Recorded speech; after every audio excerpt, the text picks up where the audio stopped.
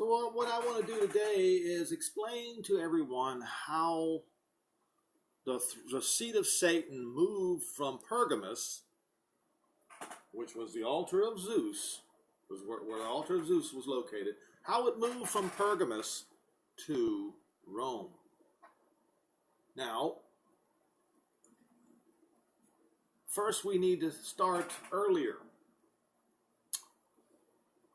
At around 175 BC, Antiochus IV, he called himself Epiphanes. What does that mean? Epiphanes means God manifest. In other words, Antiochus IV called himself God in the flesh.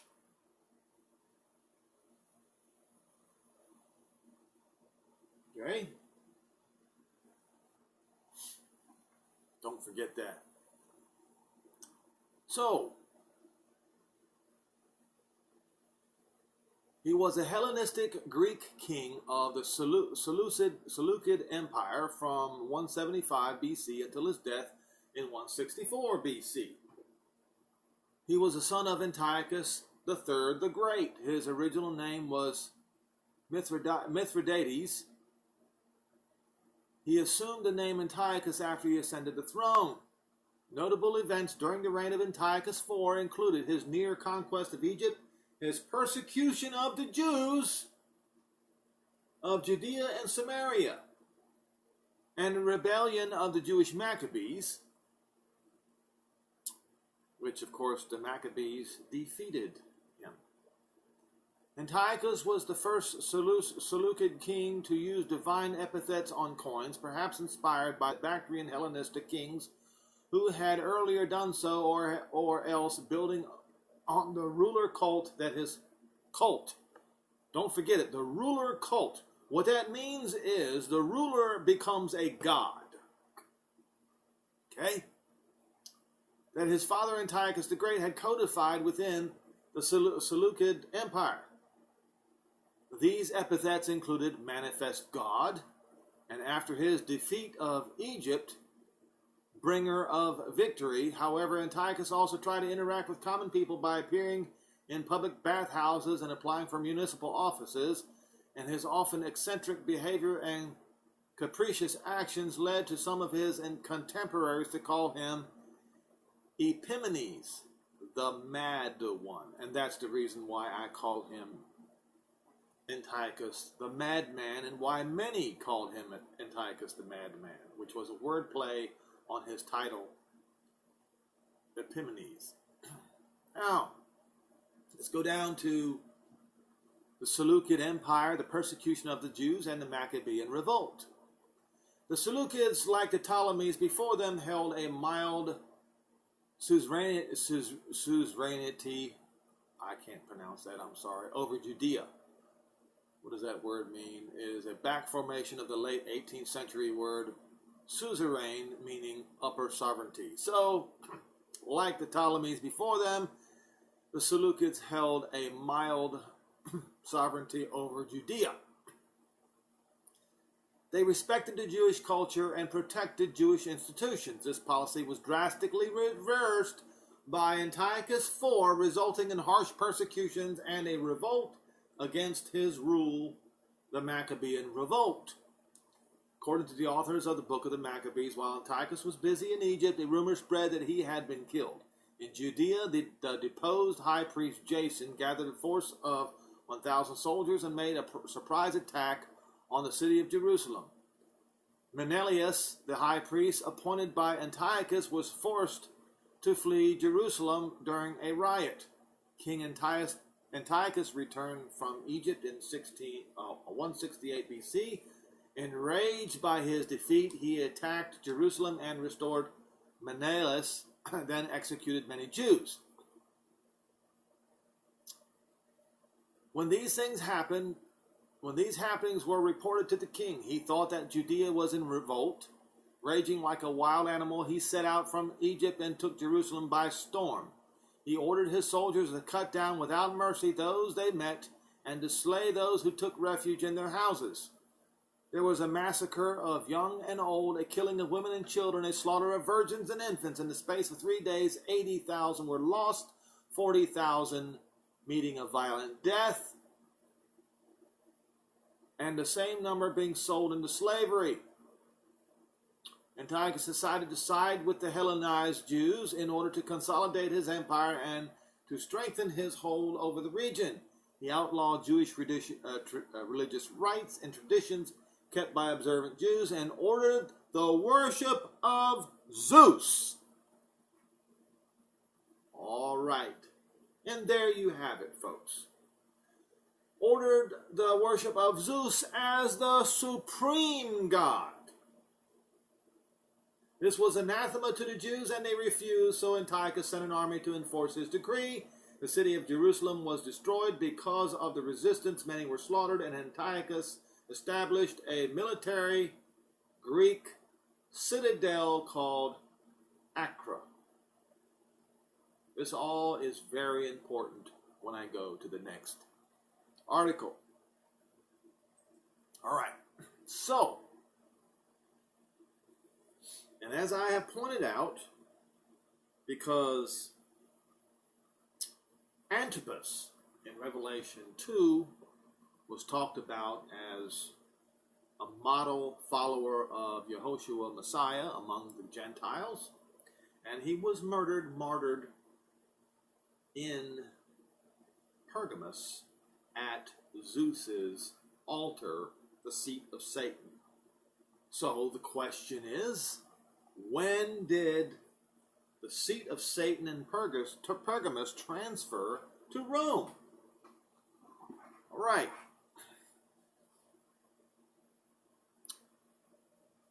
Pergamus is also known as Pergamum in Revelation 2, verse 12.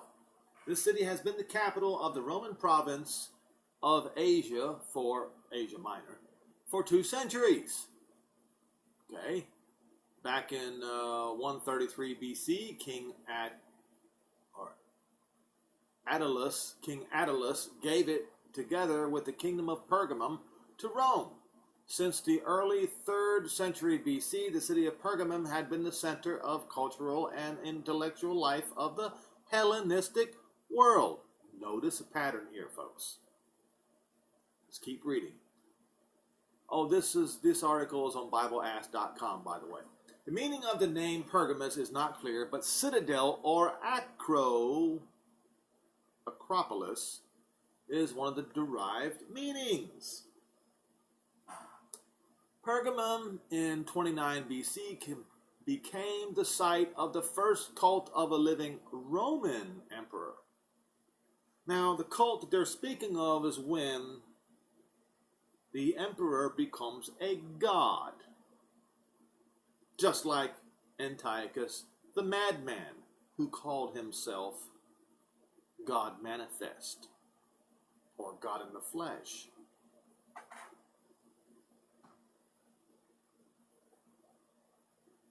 Right?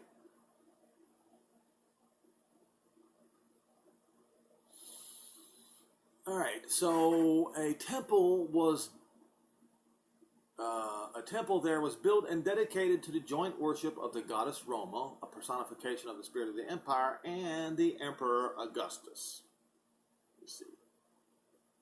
Pergamus was one of the 7 churches that John wrote about in Revelation 2, verse 12 through 17. At the very time John wrote his message to the church at Pergamus, that the true believers were suffering persecution for refusing to worship the Emperor Domitian, which was, his reign was in 81 AD to 96 AD, who wanted to be worshipped as Lord and God.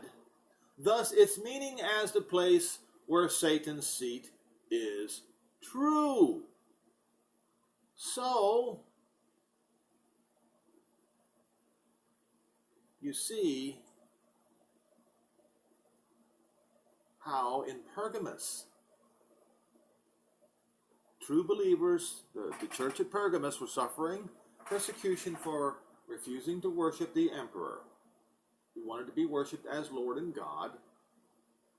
And of course, Satan's seat at that time was still in Pergamus. Now, let us look at who this Domitian is.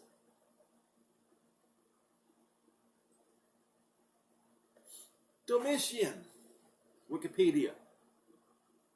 His full name was Titus Flavius Caesar Domitianus Augustus.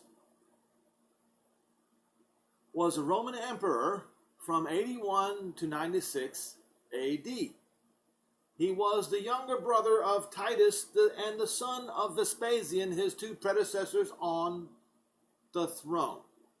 Yes, the throne in Rome. So what we have here is Satan's seat being in Pergamus. And at that time, after Titus the Roman general died, and Titus the Roman general was the one who overthrew Jerusalem, like his predecessor before him, Antiochus IV, but Titus's brother instituted a cult of this cult where the emperor is worshipped as a god. And when the people in Pergamus refused to do so, what happened to Antipas as a result? He was burned alive at Zeus's altar in Pergamus, Satan's seat. So when you have a person, an emperor, so to speak, a Caesar, who then calls himself a god, what has happened to this man is devil possession. Because it is the devil, it is Satan, who wants everyone to worship him as a god. And you can read the scriptures and you can see that this is the case. He wanted Yehoshua to bow down and worship him. You see. So the cult of emperor worship began in Rome, began with Domitian, Titus's younger brother. This is where Satan's seat began to be moved, figuratively speaking, from, and literally, quite frankly, from Pergamus to Rome. Now, I will continue with this article from Ask.com.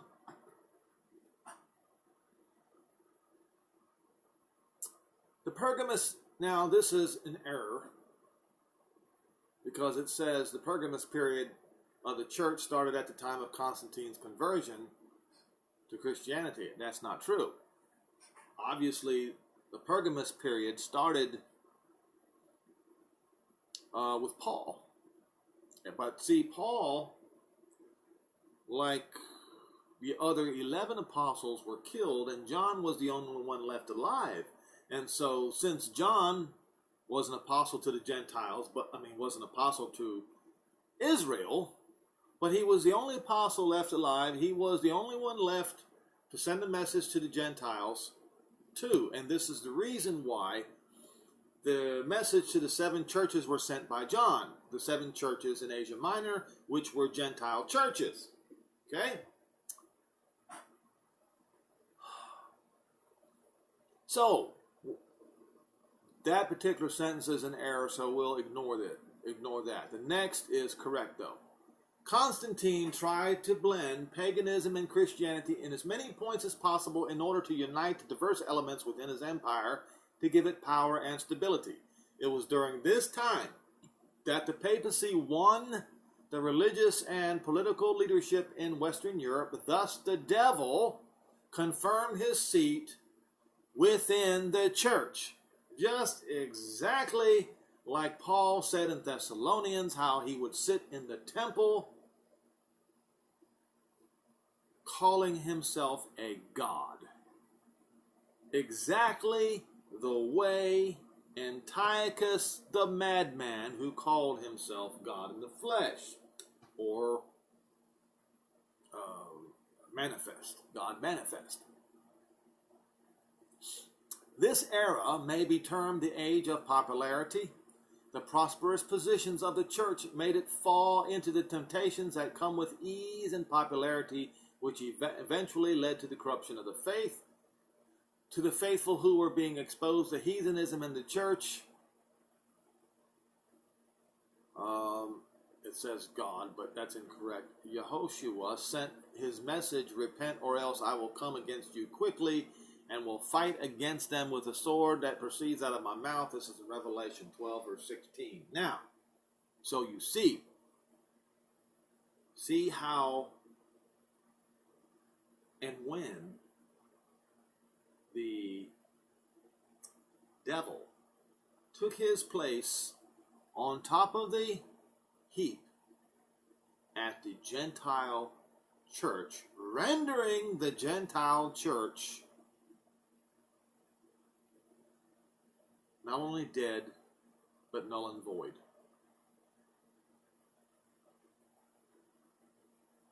This was prophesied to happen. It was prophesied. Paul talked about it, warned about it. Yehoshua himself warned about it.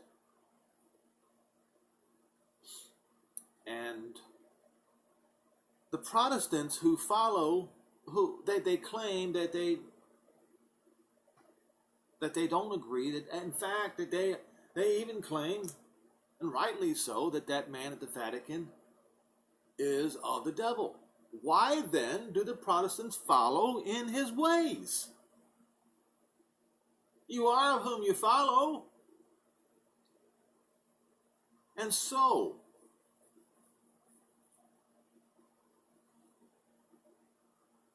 how do I put this? You know, the mark of the beast on the forehead on Ash Wednesday. The Protestants do that just the same way as the Catholics do.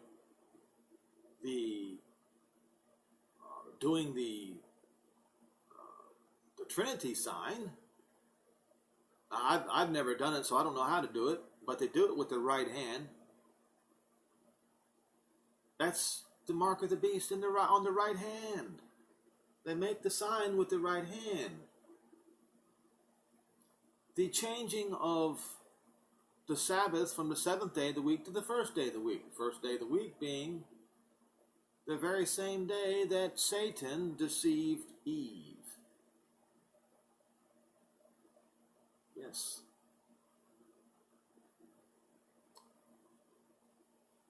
The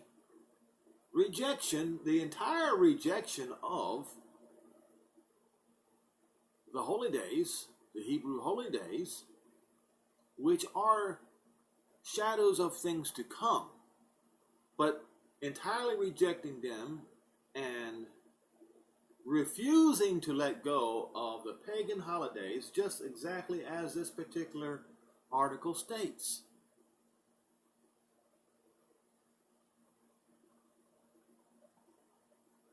Christmas. It's actually in honor of Saturnalia, and Saturn is Satan. That's just another word for Satan.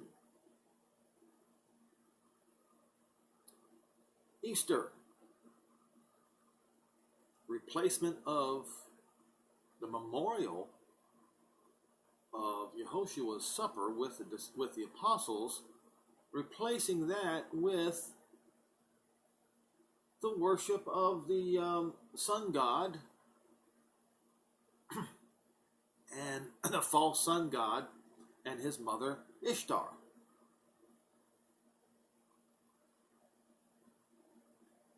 Everything. The Christian church uprooted everything and replaced it with paganism. See, in the beginning, it started with blending. And that's the reason why Paul said you cannot blend the cup of the Messiah, the cup of Yehoshua and Jehovah with the cup of demons, with the cup of Zeus. So what did they do? They named their false messiah Jesus.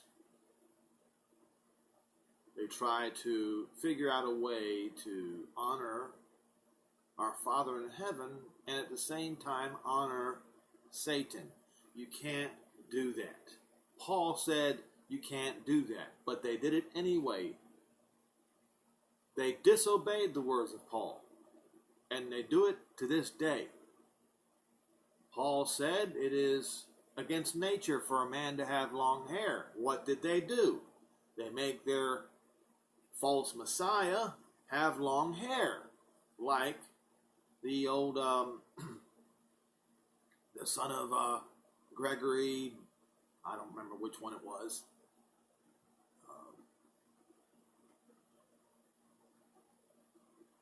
Gregory Bergoglio, I guess that's what his name was.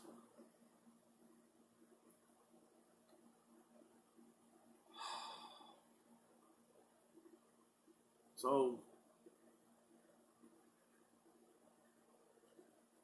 popularity. Because it's about popularity, folks. The truth is never popular. You're not going to gain friends when you tell the truth. You're not going to gain friends when you live the truth. Because as it says right here, the prosperous position of the church made it fall into temptations that come with ease and popularity, which eventually led to the corruption of the faith.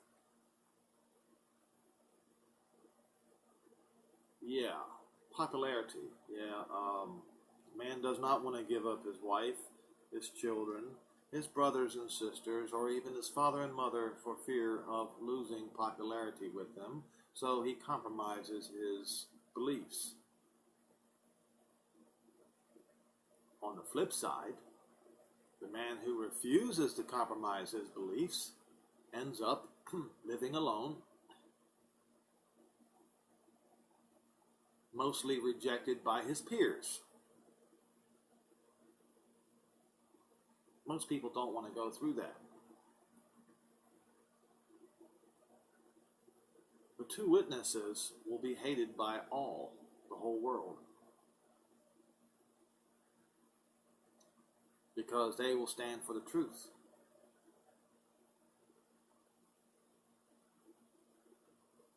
Won't be long before we all know who they are.